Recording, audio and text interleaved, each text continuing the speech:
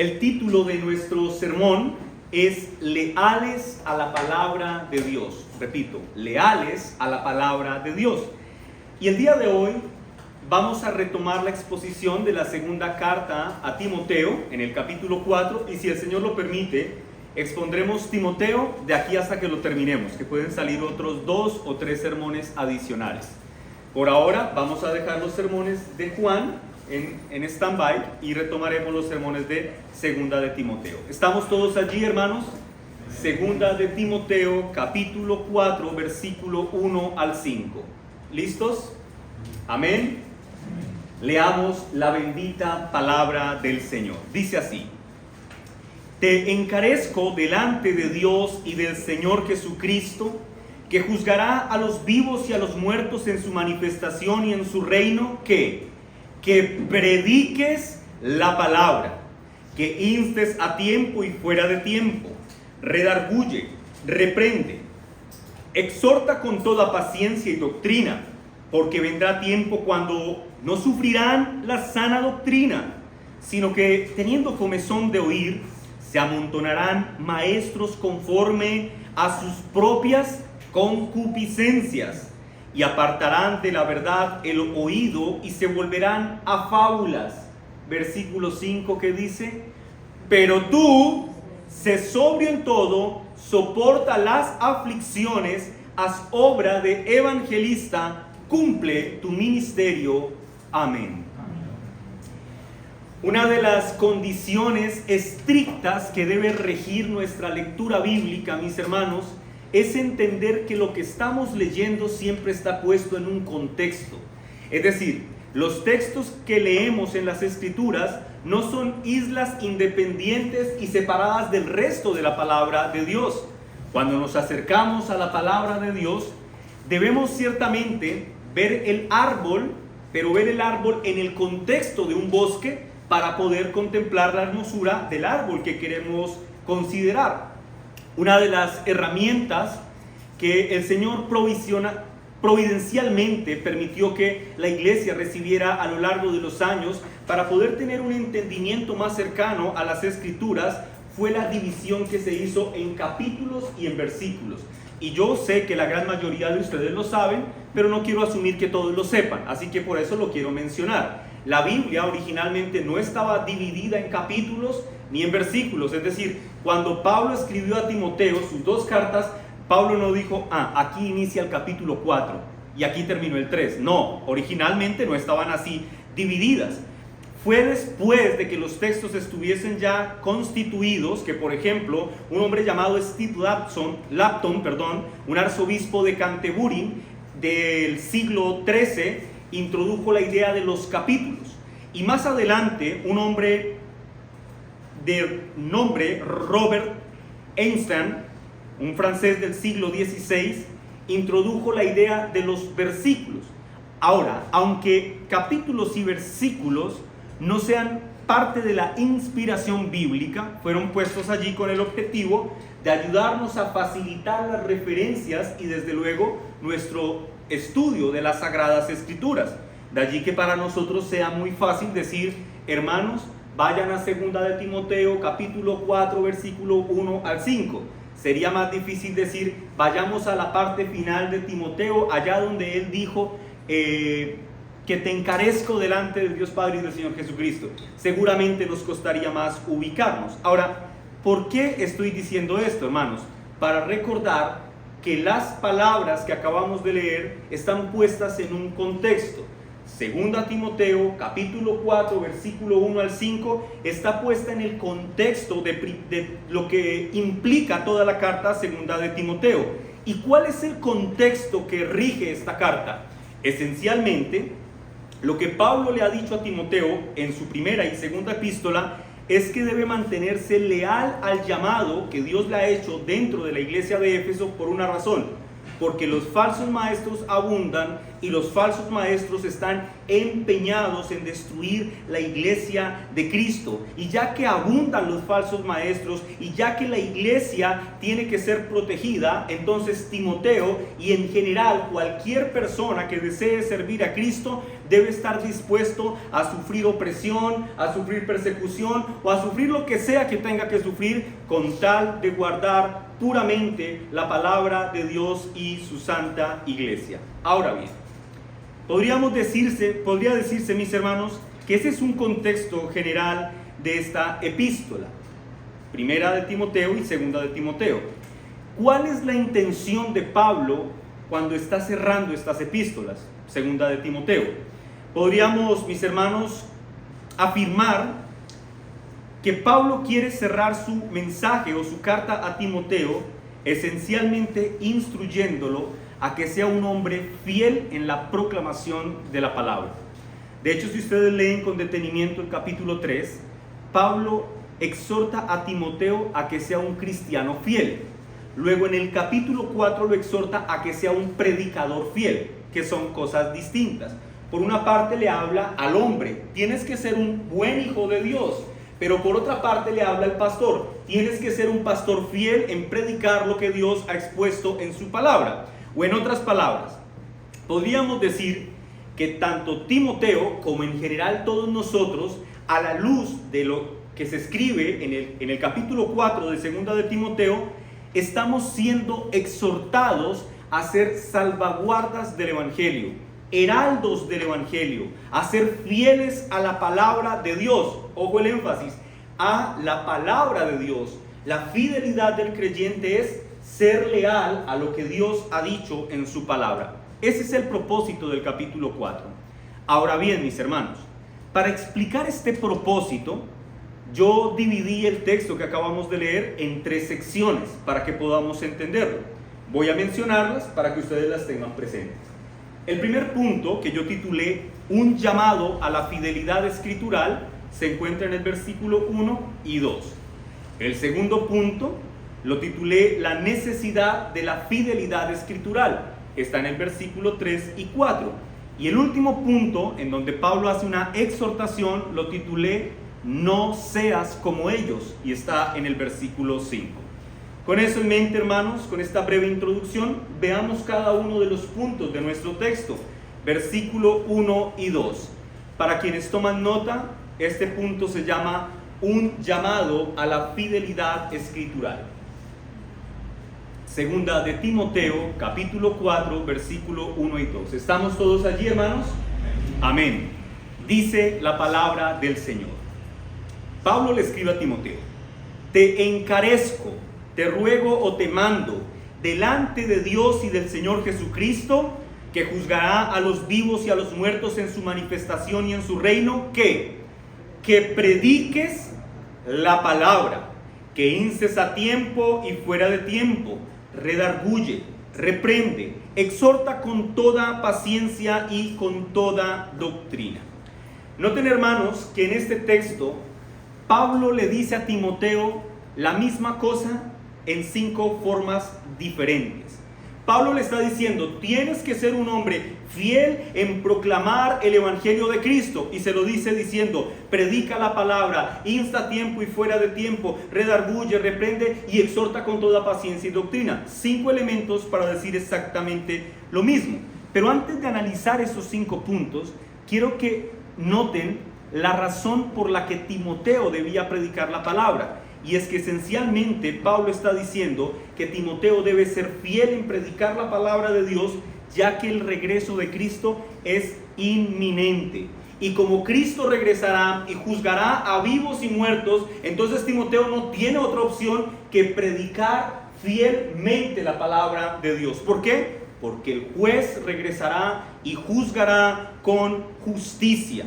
Ahora, tan evidente es esto, que noten que cuando Pablo manda a Timoteo a que predique fielmente, lo primero que hace es dirigir los ojos de Timoteo al Dios Padre y al Dios Hijo. Noten que el texto dice, te encarezco delante del Señor y del Señor Jesucristo, que juzgará a vivos y muertos. Ahora, ¿por qué Pablo, en el encargo de predicar fielmente, le pide a Timoteo que se fije en el Dios Trino? La razón, mis hermanos, por la que Pablo hace esto es para dejar claro que Timoteo, como cualquier cristiano, tendrá que rendir cuentas delante del Padre, del Hijo y del Espíritu Santo de si cumplió o no con el encargo de ser un hombre fiel en la proclamación del Evangelio. Hermanos, Timoteo y cada uno de nosotros un día estaremos en la presencia del Señor y allí hemos de rendir cuentas. En aquel día nuestras propias vidas atestiguarán de si fuimos diligentes en el encargo de predicar el Evangelio o quizás lo que nos caracterizó fue la negligencia. Un día nuestras vidas atestiguarán de si fuimos leales o desleales. Un día recibiremos con gozo las palabras de recompensa del Señor o quizá reprimendas por nuestra negligencia. Es como si el apóstol Pablo le dijera a Timoteo lo siguiente: Cristo, el Rey, está por juzgar todas las cosas. Tan cerca está Cristo de juzgar que puedo oír sus pasos acercándose, aproximándose. Viene en camino y no está muy lejos. Por lo tanto, tú, Timoteo, y tú, hermano o hermana, debes ser diligente en cumplir las labores espirituales que Cristo encomendó a la iglesia. Predica la palabra de Dios. Pastor, ¿y cuál es el encargo? ¿Qué era en lo que Timoteo tenía que enfocarse para ser fiel? Porque el Señor viene. Lo que acabo de decir, tenía que predicar la palabra, instar a tiempo y fuera de tiempo, redarguir, reprender y exhortar con toda paciencia y doctrina. Noten, estos 5 elementos describen el encargo. Yo te encargo que hagas ¿qué? Estas 5 cosas eran las que tenía que hacer Timoteo. Veamos cada una de ellas. En primer lugar, el apóstol exhorta a Timoteo a que haga ¿qué? A que predique la palabra. Esta expresión predicar en el original nos deja saber la intención de Pablo en esta exhortación. En el original, la expresión predicar tiene que ver con a fuerte voz y con firmeza hacer un anuncio público. De hecho, el sentido original de la palabra predicar es lo contrario a la idea de tener una charla debilitada. ¿Me hago entender? Una charla debilitada es como que nos susurremos algo cerquita uno al otro. Bueno, en el original, predicar es exactamente lo contrario a eso. Es una exposición con voz fuerte y en público donde se anuncia un mensaje. Así que la exhortación, mis hermanos, que recibe Timoteo es a que de manera oficial y pública dé a conocer el gran asunto del Evangelio. Noten, hermanos, esto es muy importante por lo que viene a continuación. Pablo le dice, con voz firme y de manera pública anuncia. Pero ¿qué debía predicar Timoteo? ¿Qué es lo que dice el texto? La palabra. Y este, mis hermanos, es un detalle muy significativo en nuestro texto porque condiciona la exposición pública. Noten, no la deja libre albedrío de quien se para a exponer. Quien se para a exponer e instruir no tiene la libertad para escoger lo que va a exponer. ¿Qué debe exponer el que expone? La palabra de Dios. En otras palabras, lo que debe predicar Timoteo es la voluntad revelada de Dios. ¿Y eso qué es para nosotros? ¿Qué es la voluntad revelada de Dios para nosotros? La Biblia, lo que Dios ha dicho en su palabra. No sus especulaciones, no sus intenciones positivas, no sus fantasías personales. Lo que debe exponer el hombre de Dios es la palabra. Así que un hombre que ha sido llamado a predicar el mensaje de Dios no debe predicar el mensaje de alguien diferente al de Dios. No debe predicarse a sí mismo. No debe predicar sus anécdotas, sus sueños o sus pretensiones. Debe predicar la palabra de Dios. En otras palabras, la predicación, para que sea bíblica, debe caracterizarse por ser una predicación que contiene Biblia y más Biblia y más Biblia y más Biblia. Debe estar saturada por la Biblia y no por las experiencias personales de quien predica, no por las anécdotas que le ocurrieron hace 8 días que fue a cine y la película le pareció interesante, o por una historia que un amigo le contó. Las ilustraciones prácticas, hermanos, a veces sirven para explicar un punto, pero el corazón de la predicación no son las ilustraciones o los buenos ejemplos. La predicación, conforme a la voluntad de Dios, debe estar condicionada a lo que Dios ha revelado. De hecho, las mismas escrituras, a lo largo de todas sus páginas, vinculan el concepto de predicar con la idea de un hombre que es un mensajero fiel del mensaje de Dios. Por ejemplo, voy a citar algunos ejemplos, hermanos, los de Biblia rápida, vayan conmigo, si no, tome nota del texto para que no nos demoremos mucho. Pero voy a citar por lo menos 3 ejemplos. Hablando de Noé, segunda de Pedro, capítulo 2, versículo 5, dice lo siguiente: y si no perdonó al mundo antiguo, sino que guardó a Noé, pregonero de justicia. ¿Recuerdan? ¿Qué hizo Noé en el mundo antiguo? Noé no los advirtió de lo que ocurriría, no les hizo un llamado al arrepentimiento. Noten que Pedro nos dice que Noé no fue un hombre ilegítimo en su persona ni en su mensaje. Noé nos dice que este hombre tenía un mensaje fiel que entregar y legítimamente lo entregó de parte de Dios a los hombres. Así que se refiere a él como un pregonero de justicia. Otro ejemplo del Antiguo Testamento, Jonás capítulo 3, versículo 4. Dice la palabra del Señor: y comenzó Jonás a entrar por la ciudad camino de un día y predicaba diciendo: de aquí a 40 días Nínive será destruida. ¿Recuerdan la historia de Jonás? Jonás resiste la voluntad de Dios, luego un pez gigante lo atrapa y ¿en dónde lo escupe? En Nínive. Y ya estando allí dice: esta es la voluntad del Señor, definitivamente no puedo resistirla más. ¿Y qué hace? Se vuelve un predicador diciendo: el fin de esta ciudad viene y si ustedes no se arrepienten serán destruidos con ella. ¿Quién le dijo a Jonás lo que tenía que decir a los habitantes de Nínive? Dios. Él no estaba entregando un mensaje que se le haya ocurrido. Noten esto: la predicación está vinculada a la proclamación fiel de la palabra de Dios.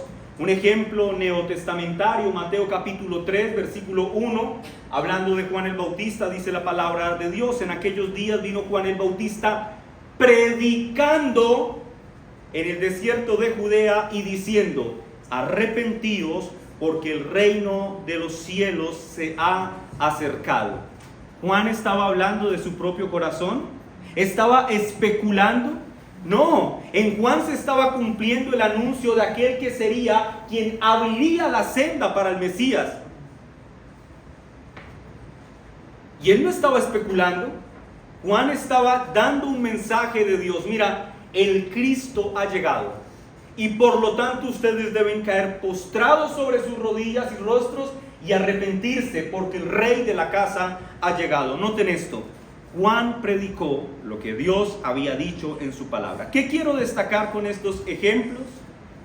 Mis hermanos, que cuando la Biblia vincula a un hombre con la proclamación fiel, siempre este hombre debe ser hallado predicando estrictamente lo que Dios ha dicho, lo cual necesariamente debe hacernos concluir que una predicación es viva y no muerta, que es genuina y no falsa, cuando la predicación, y escúcheme, esto es importante, expone cuidadosamente a detalle lo que Dios ha dicho en su palabra.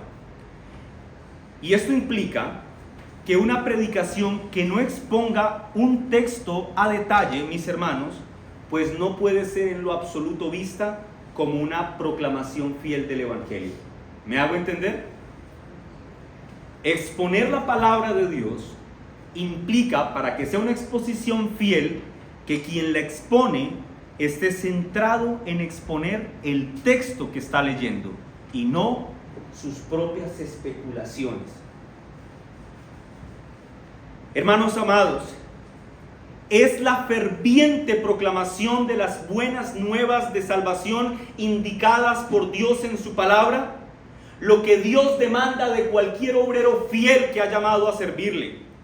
Ahora, a la luz de esta explícita realidad, debemos entender que no es la especulación abstracta o nuestros propios puntos de vista lo que debe gobernar la predicación, sino lo que debe gobernar la predicación es la exposición minuciosa de la bendita palabra de Dios.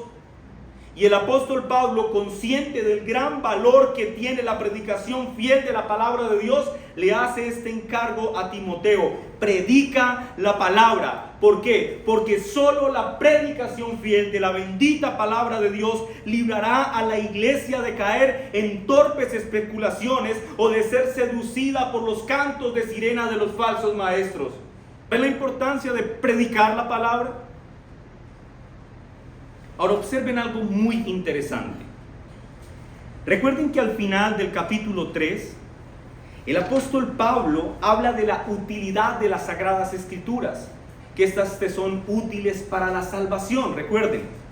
Pero aquí en el capítulo 4 nos está hablando de la utilidad de la predicación de las Sagradas Escrituras.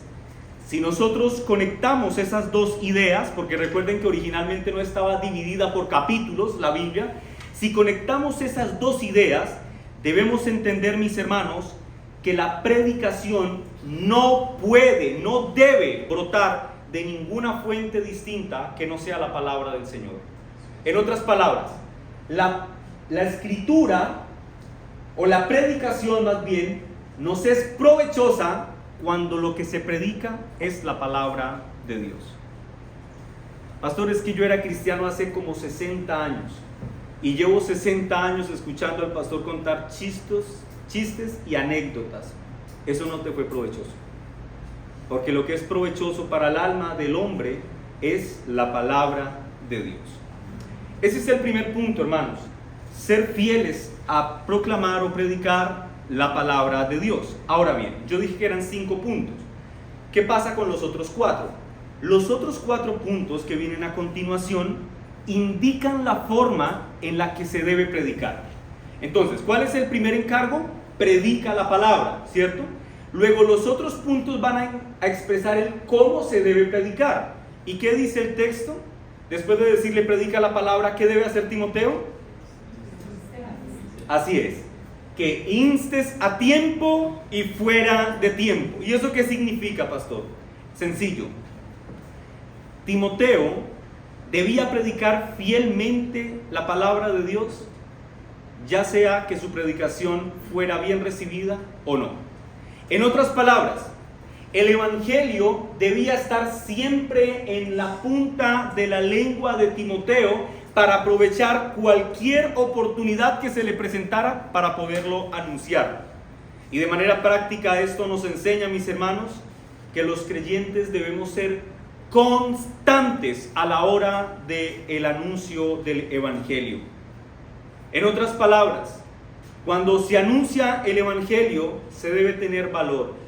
No se debe dejar vencer por las dificultades y por los obstáculos, porque permítanme decirles algo que es obvio y ustedes lo saben.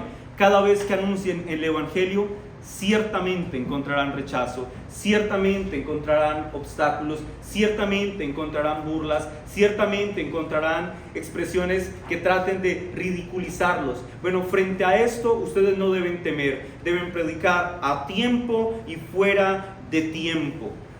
Pero no solo no deben dejarse vencer por los obstáculos externos, tampoco deben dejarse vencer por los obstáculos internos que brotan de su corazón. Pastor, yo soy tímido. Otros, aunque no lo reconozcan de forma explícita, quizá en lo profundo de su corazón deben reconocerlo, y es que son perezosos a la hora de anunciar el evangelio. Bueno, frente a esos escenarios externos o internos, lo que la palabra de Dios dice es: cuídate de esas debilidades internas, cuídate de esas debilidades externas, sobreponte a ellas, no le hagas caso a los obstáculos, y sin importar lo que pase, debes ser constante en anunciar las buenas nuevas de salvación. ¿Esto te define? porque ustedes pueden asistir con un amén, pastor. Y sí, deberíamos hacerlo, porque esto es lo que la palabra del Señor está enseñando. Pero ¿esto te define? Esa es la pregunta que debes responderte.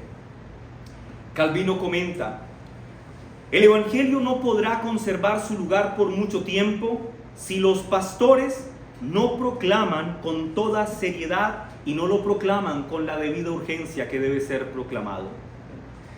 ¿Eso que Calvino dice es cierto? Desde luego. Hay algo que me interesa de lo que Calvino dice.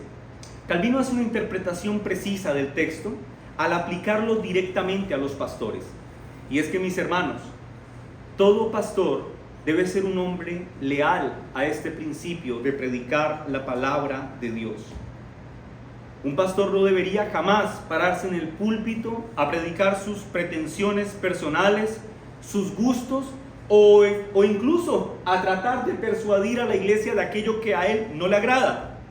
No, un pastor debe, por compromiso y temor del Señor, estar presto a predicar siempre la palabra de Dios.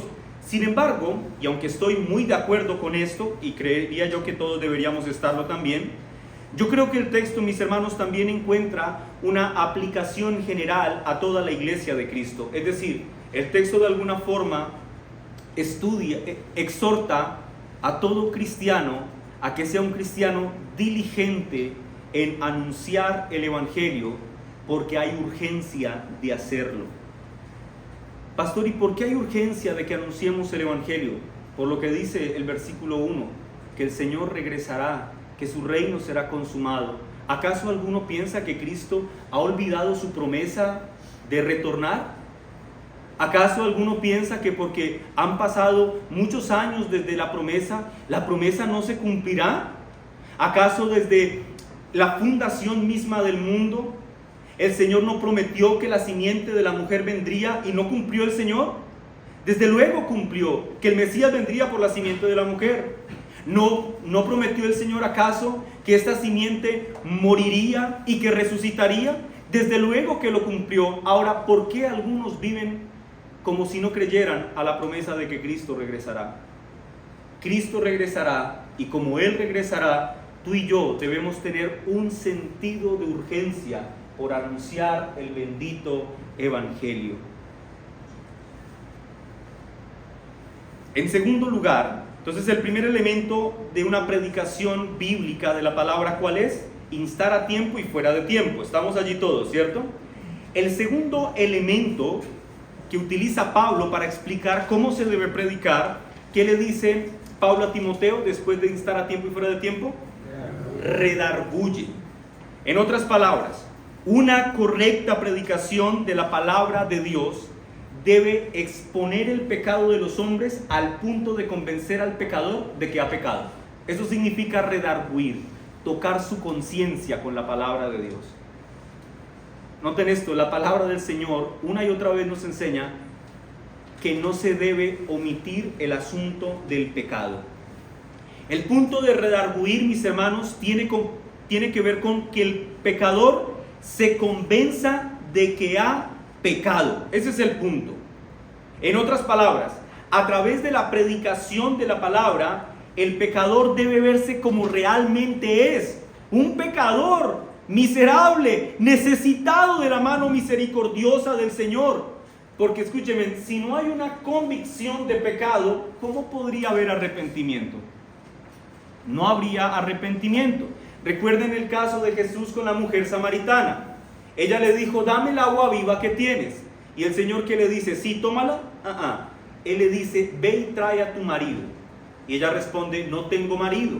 Él le dice: bien has dicho, no tengo marido, porque 5 maridos has tenido y con el que vives ahora no es tu marido. ¿Por qué? Recuerden que esto lo hemos visto en otro sermón. ¿Por qué el Señor le hace saber que Él sabe la condición moral de ella? Para generar una convicción de pecado y por lo tanto una necesidad genuina de recibir el agua viva de la salvación. Eso es redarguir, convencer de pecado. En tercer lugar, el tercer elemento que conforma la predicación bíblica de la palabra de Dios es la reprensión, reprender. Una correcta predicación de la palabra de Dios, mis hermanos, debe contener reprensiones contra el pecado. Me explico, porque esto podría parecer parecido al punto anterior, pero no es así. En el punto anterior, lo que se debe hacer es que a través de la exposición de la palabra, se debe tocar la conciencia del pecador para que el pecador entienda que ha pecado, ¿cierto? En este punto, lo que se debe hacer es señalar las consecuencias del pecado. En otras palabras, una predicación fiel jamás, mis hermanos, tratará de reducir la gravedad del pecado del hombre. Jamás le dirá, bueno, eres un inmoral, pero puedes ir ahí avanzando por los laditos sin preocuparte. Anoche leía un texto que a lo largo de los años ha sido de mucho provecho para mi vida personal, un escrito del puritano Thomas Brooks que se titula Remedios preciosos contra las artimañas de Satanás. Y en un punto del escrito Brooks dice lo siguiente: un hombre que ha bailado con el diablo no puede pretender que se sentará a la cena con Moisés y Abraham, haciéndonos entender que el pecado, mis hermanos, ciertamente traerá consecuencias. La predicación fiel del pecado, entonces la predicación fiel de la palabra del Señor no puede, mis hermanos, endulzar la amarga copa de consecuencias del pecado. En cuarto lugar, el apóstol le dice a Timoteo que exhorte con toda paciencia y doctrina. Podríamos decir que esta expresión, exhortar con paciencia y doctrina, de alguna forma está gobernando los puntos anteriores. Es decir, que el ministro o el que anuncia el evangelio debe predicar a tiempo y fuera de tiempo, debe redarguir y debe reprender con toda paciencia y con toda doctrina.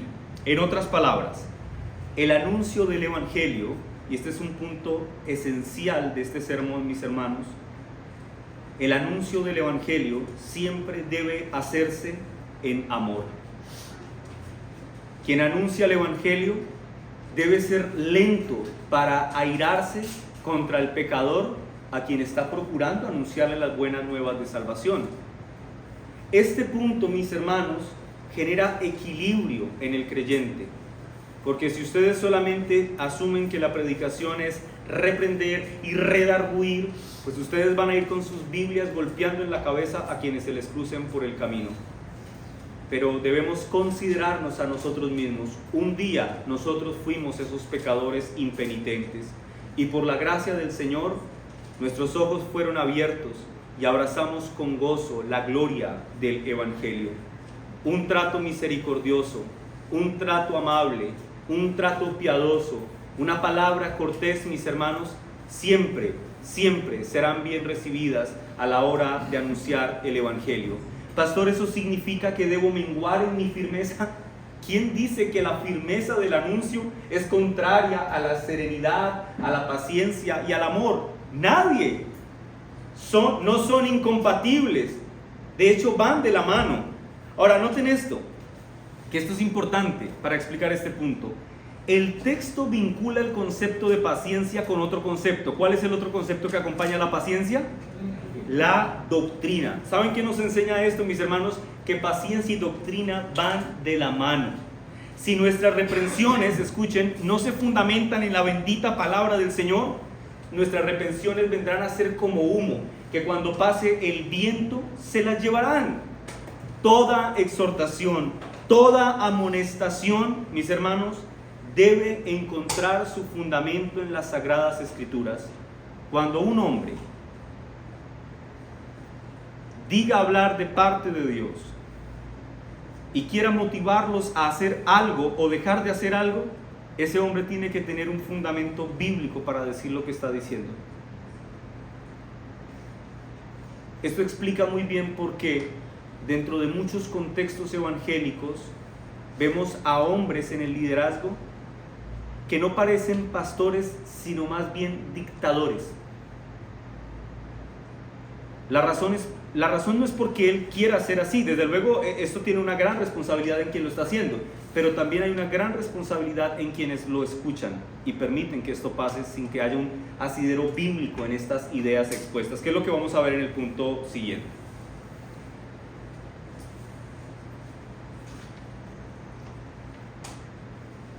Esta situación de la que hablo, mis hermanos, también puede evidenciarse muy fácilmente en nuestros días con aquellas personas que tienen celo en su corazón por las cosas espirituales y arden en su corazón por anunciar el Evangelio, pero tienen muy poco conocimiento a nivel doctrinal. Tales personas pueda que se esfuercen en hacer cosas para el Señor, pueda que griten e incluso zapateen, pero sus gritos y sus esfuerzos, si no se fundamentan en la palabra del Señor, no servirán de nada. Noten, la ternura, el trato paciente y amoroso siempre debe ir acompañado de doctrina. Ahora, pastor, ¿eso significa que todos los que predican sin un entendimiento doctrinal son absolutamente malos? No, no estoy diciendo eso. Quizá muchos de ellos tengan buenas intenciones. Sin embargo, mis hermanos, el poco conocimiento de estas personas del ejemplo hipotético, mis hermanos, ese poco conocimiento resultará en un impedimento para que sus esfuerzos sirvan de algo. Porque escúchenme con atención, las buenas intenciones de los hombres nunca han salvado ni salvarán a nadie. Lo que salva a los hombres es el anuncio fiel del bendito Evangelio. ¿Y qué anuncia el Evangelio? Dos cosas: a una persona, a Cristo, el Hijo de Dios, y dos, el mensaje que trae esa persona, y es salvación para todos aquellos que se arrepienten y creen. Pero y mis buenas intenciones no salvan a nadie, no sirve de nada. Así que ese es el primer punto. Aquí hemos explicado que se debe ser leal a predicar bíblicamente el Evangelio. Ahora, el punto número 2 de mi sermón tiene que ver con la necesidad de esa lealtad. Vayamos al versículo 3 y el versículo 4.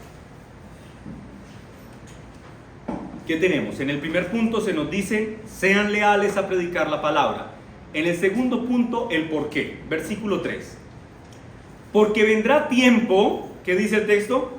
Cuando no, ¿qué?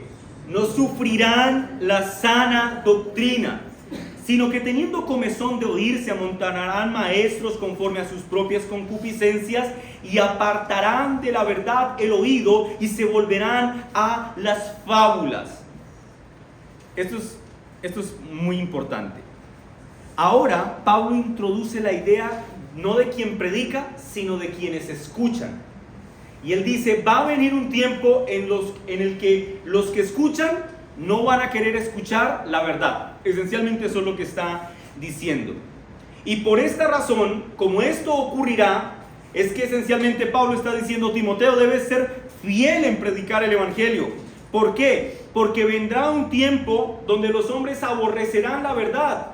Pero como el tiempo no ha llegado, entonces esfuérzate por proclamar fielmente la verdad del Evangelio. Noten esto, el texto tiene un carácter preparatorio, porque habla en tiempo futuro. Vendrá un tiempo, eso no es hoy, es lo que está diciendo el texto, es a futuro, en el que un principio rector marcará la conducta de los hombres. ¿Y cuál es ese principio que marcará la conducta de los hombres en general? Que aborrecerán, odiarán y no tolerarán lo que el texto define como sana doctrina. Desde luego, mis hermanos, que eso lo vemos ya en nuestros días. Personas que no quieren escuchar una predicación bíblica, les parece aburrida, les parece un poco cansona, metódica. Pero para nosotros lo que significa esto, mis hermanos, más allá de lo que podamos ver en nuestra experiencia, es que esta expresión debe marcar un sentido de urgencia en la iglesia de Cristo por proclamar fielmente el Evangelio. Piensen en esto. Resulta que ustedes mañana tienen que ir a hacer algunas actividades, y ustedes saben que las actividades que tienen que ir a hacer son al aire libre. Y si ustedes son prevenidos, ustedes revisan el pronóstico del clima y se dan cuenta que mañana dice que hay un 100% de posibilidades de lluvia. Con esa información en mente, ¿qué harían ustedes? y no pueden cancelar sus actividades. Seguramente se prepararían. ¿Y qué harían? Bueno, quizá alguno llevaría una sombrilla, otro diría también voy a llevar como una ropita de cambio por si me mojo, y quizá algunos zapatos que no se mojen, por ejemplo, unas botas. Bueno, lo que el texto hace es algo parecido.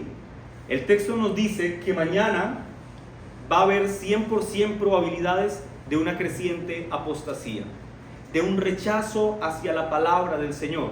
Por esa razón, el texto le comunica a la iglesia de Cristo un sentido de urgencia, porque hoy todavía no es mañana. ¿Me hago entender, hermanos?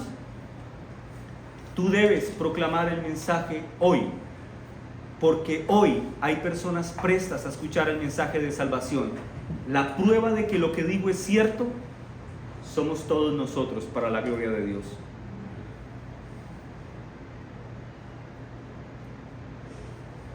Debemos ser fieles en predicar la palabra de Dios hoy, porque la tormenta de la apostasía se acerca. Por tanto, hermanos, no sean perezosos en la obra de evangelización, sino más bien actuemos con diligencia para que, como bien lo indica el texto, podamos hacerlo en cada ocasión que podamos, anunciemos el evangelio. Y alguno podría preguntarse en este punto: pastor, pero es que el texto dice es que no resistirán la sana doctrina, no el evangelio. ¿Y eso qué significa, sana doctrina? Lo siguiente: la expresión sana comparte, lo voy a decir así, la expresión sana y la expresión salutífera comparten la misma raíz griega, que esencialmente transmiten la idea de algo que nos genera bienestar. Eso significa sano o salutífero, algo que nos da bienestar. Así que la sana doctrina, mis hermanos, es aquello que promueve la salud espiritual de los hombres. Y lo que Pablo está diciendo es que en un momento de la historia, mis hermanos, y esto de hecho es una realidad constatable, no solo por la experiencia, sino escatológicamente hablando, vemos que habrá un incremento al final de esta era, antes de la venida del Mesías, en donde la apostasía aumentará en sobremanera. Bueno, lo que Pablo está diciendo es que como eso va a ocurrir y que como la gente va a odiar lo que trae salud a sus espíritus, a sus almas, entonces la iglesia de Cristo debe tener premura por anunciar el evangelio. Ahora noten lo que Pablo dice de estos hombres que aborrecerán la salud espiritual. Él dice, sino que teniendo comezón de oír. Esta expresión hace referencia como a una caricia que da cosquillas. Dice, se amontonarán maestros. ¿Quiénes? La gente. Amontonará maestros conforme a sus propias concupiscencias y apartarán de la verdad del oído y se volverán a las fábulas. Ahora, noten esto. A lo largo de estas dos epístolas, primera y segunda de Timoteo, Pablo ha denunciado la mezquindad de los falsos maestros, pero en este punto, ahora el apóstol Pablo señala la responsabilidad de aquellos que están dispuestos a escucharlos. Porque, hermanos, un falso maestro no tendría razón de ser si no tuviera personas que estuvieran dispuestas a escuchar su falsedad. Y Pablo nos está diciendo en este texto que siempre habrá quienes quieran que les hagan cosquillitas en el oído. En otras palabras, estas personas quieren maestros que se adapten a sus propios caprichos, a sus gustos, a sus preferencias. Esta realidad bíblica que ustedes ven hoy en las Escrituras es la que nos permite explicar por qué hoy en día Cash Luna, Guillermo Maldonado y Dante Hebel llenan montones de escenarios con personas aplaudiéndolos mientras les piden el pacto. Hermanos, si a alguno le incomoda que se hable con nombre propio, la palabra del Señor no tiene problema con eso.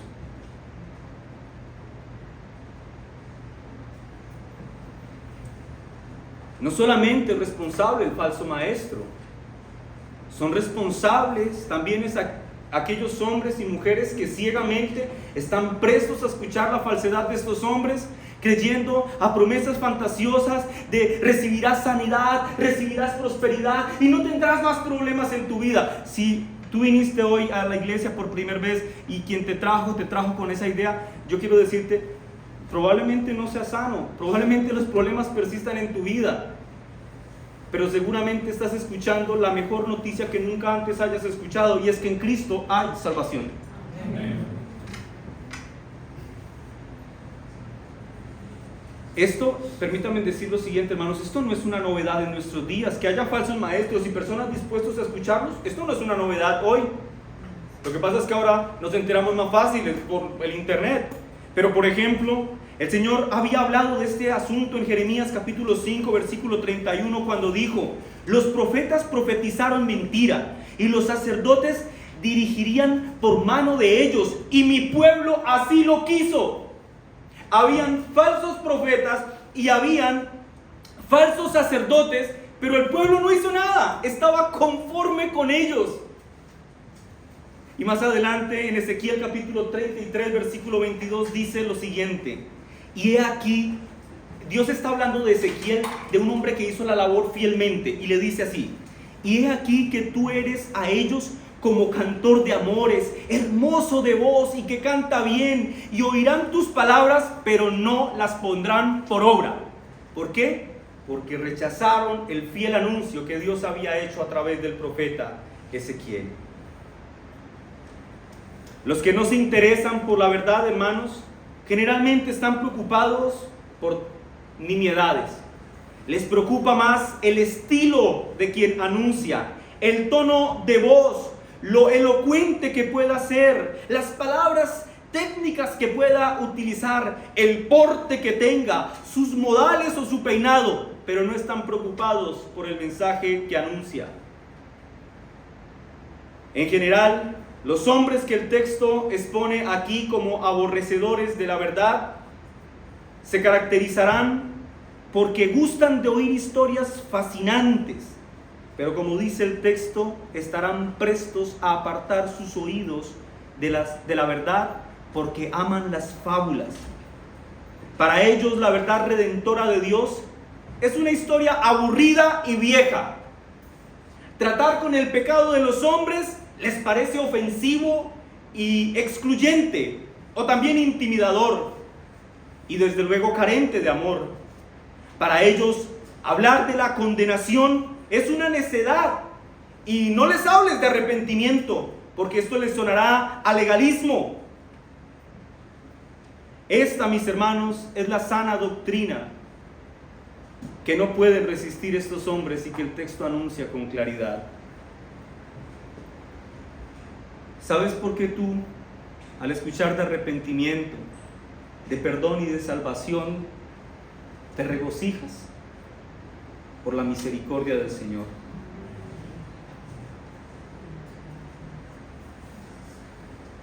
Porque si no, estaríamos todavía buscando, como fue el caso de muchos de nosotros, quien nos hiciera cosquillitas en el oído. Recordemos que al inicio de la epístola, tanto la primera como la segunda epístola a Timoteo advirtió que siempre habría falsos maestros. Y aquí nos dice que no van a estar solos, que van a estar acompañados de aquellos que están dispuestos a escuchar estas mentiritas que los hagan sentirse más cómodos. Y frente a ese escenario, ¿cuál es la exhortación que hace la palabra de Dios para nosotros? A ser hombres y mujeres fieles en la predicación de la palabra bíblica de Dios, a predicar bíblicamente.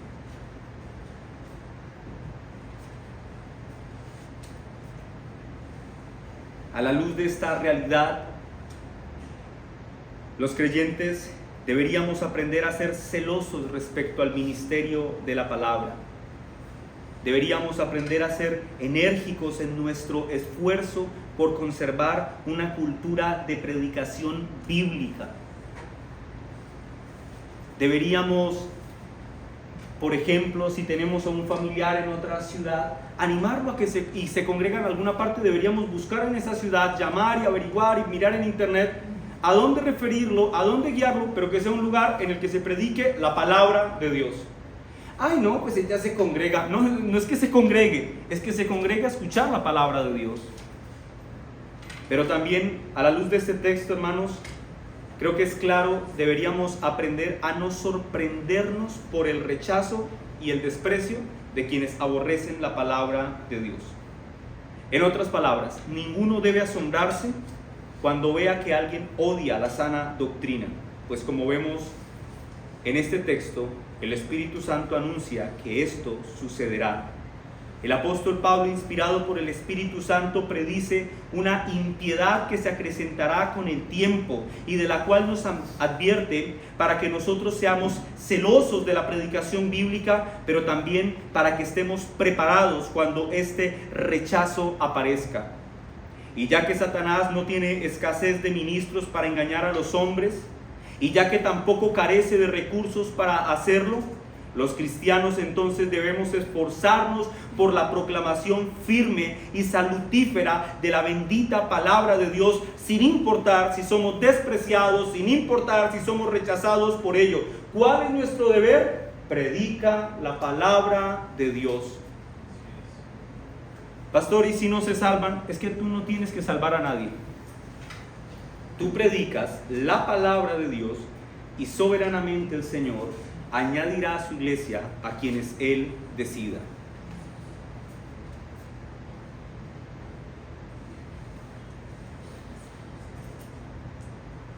Todo lo dicho anteriormente nos sirve también para explicar lo siguiente. Cuando ustedes vean a un falso maestro muy popular, seguido por miles y miles de personas, y que a la luz de las Escrituras podamos demostrar que ese hombre es un falso maestro, ustedes deben saber que en esta escena están viendo una manifestación del juicio de Dios. Un juicio para ese falso maestro y un juicio para estos hombres que desean maestros para sí, que les rasquen la orejita y los haga sentirse cómodos. Tanto el uno como el otro merecen ser ahogados en la inmundicia que escogieron, y es rechazar la verdad de Dios revelada en su palabra. En conclusión, lo que nos enseña el texto, mis hermanos, es que llegará un momento en la historia de la humanidad en el que el mundo habrá refinado malamente tanto sus oídos y estará tan ansioso de escuchar palabras novedosas que la palabra de Dios les parecerá insuficiente. Y entonces buscarán para sí diferentes instructores o maestros que los seduzcan y los alimenten con palabras y doctrinas novedosas o vanguardistas. Tengo una palabra fresca de Dios para ti. ¿Sabes cuál es la palabra de Dios fresca para ti? La vieja, la Biblia. Calvino decía, en la teología la novedad es lo viejo, la palabra de Dios. Esa es la situación. ¿Les parece desesperanzadora esta creciente apostasía? Bueno, es una realidad bíblica. Y el único remedio para este terrible vicio es que los cristianos seamos enseñados a predicar con firmeza la pura doctrina del Evangelio que está claramente impregnada en las páginas de nuestra Biblia. ¿Tú puedes evitar la apostasía creciente de los hombres? No. Tú debes cumplir con tu deber. Anuncia fielmente a aquel que murió y resucitó de entre los muertos para dar vida eterna a aquellos que creen, se arrepienten y vienen a Él. Y esto me lleva a mi último punto del sermón, que es más bien como una conclusión de lo anterior, que se encuentra en el versículo 5, que yo lo titulé, no seas como ellos. El texto dice, noten que en la primera fracción nos dice, deben ser fieles a la predicación bíblica. En la segunda sección nos dice, mira, debes ser fiel porque la apostasía será creciente con el tiempo. Pero a diferencia de ellos, en el versículo 5 le dice Pablo a Timoteo, pero tú sé sobrio en todo, soporta las aflicciones, haz obra de evangelista, cumple tu ministerio. Se podría decir que aquí Pablo llega al clímax de su exposición en esta sección, y llega al clímax estableciendo un contraste entre Timoteo y entre todos aquellos que quieren escuchar fantasías. En este contraste, noten que Pablo le dice a Timoteo que debe ser sobrio en todo. Es decir, que a diferencia de aquellos que aborrecen la palabra de Dios, Timoteo no debe ser embriagado por los anhelos sensacionalistas o sentimentalistas. Y eso, mis hermanos, es también para nosotros. Lo que te tiene que mover espiritualmente es la palabra de Dios. Timoteo y nosotros no debemos apartar nuestros oídos de la verdad para volvernos a los mitos. Timoteo debe tener una conducta calmada y equilibrada, regida por la palabra de Dios. Timoteo y nosotros debemos ser gobernados por las Sagradas Escrituras. Pero noten que el texto también advierte que debemos estar prestos a soportar aflicciones. Y es que, hermanos, cuando ustedes sean fieles a vivir como la palabra del Señor lo manda, deben tener por cierto que vendrán aflicciones, vendrán momentos incómodos, vendrán momentos de rechazo, pero con todo y esto ustedes deben seguir adelante y ser fieles a lo que Dios ha dicho en su palabra. Satanás, mis hermanos, aborrece a los obreros fieles.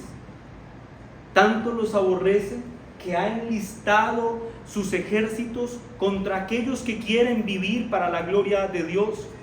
Por lo tanto, tú, obrero fiel, soporta, pero no podrás soportar si lo haces según tu propio entendimiento.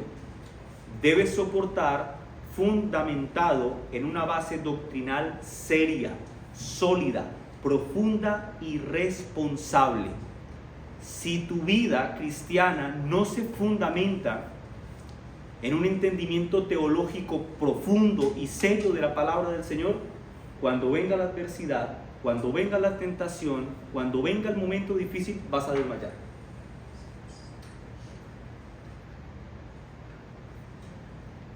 Nosotros, mis hermanos, vivimos en un mundo que menosprecia el Evangelio, en un mundo que se siente orgulloso de su pecado. Y tan pronto como tú condenes los vicios del mundo a la luz del Evangelio, ¿sabes qué vas a recibir? El rechazo de ese mundo, el desprecio de ese mundo. Y frente a ese escenario, el apóstol le dice a Timoteo y a nosotros: tú no seas como ellos. No seas como los que desprecian la verdad. Más bien equilibra tu vida a la luz de la palabra de Dios.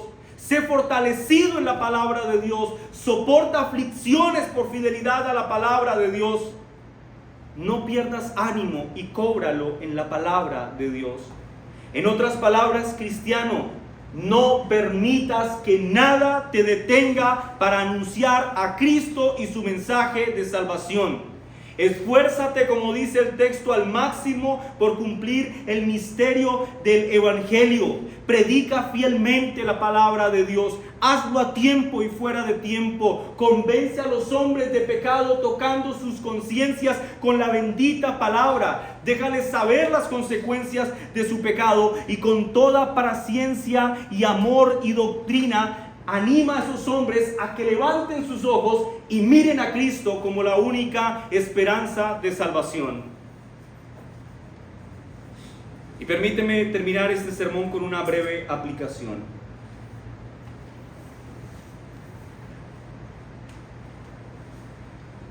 La esencia de estos primeros 5 versículos, si ustedes lo entendieron bien, y yo espero me haya hecho entender, hermanos, tiene que ver con que la iglesia de Cristo debe ser fiel a la predicación bíblica. ¿Todos entendimos eso? Bendito Dios.